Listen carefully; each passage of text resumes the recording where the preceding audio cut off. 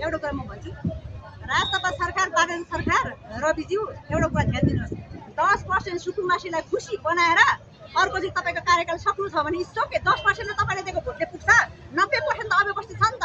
अव्यवस्थित बेखुसी भयो भने तपाईँलाई अरूले भोट माग्न आउँदा हात हान्छ हान्दैन, भोट दिन्छ दिँदैन, तपाईँले छ नि भविष्य माथि पर्नु।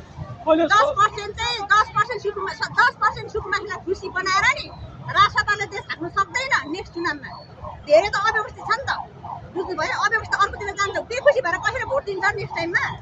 पार्टी फुट्ने क्रममा कुरा गरिहाल्यो, तपाईँले पार्टी फुट्छ हेरिस होइन एकपछि फुट्ने अहिले एउटा अब चाहिँ रवि चाहिँ प्रधानमन्त्री हुने भयो त?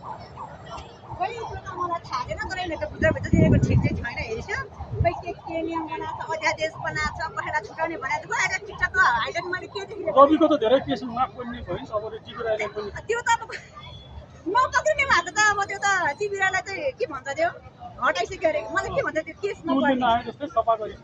तर के गर्नु जनता बुझ्दैन। म त आफैलाई म एउटा पोलिटिक्स नहुने मान्छे पनि म त्यो देखेर म हैरान भइसकेँ। कारबारमा ल्याउने दाएर उसलाई के गरेर उसलाई छुट भइसकिसक्यो अहिलेको सरकारले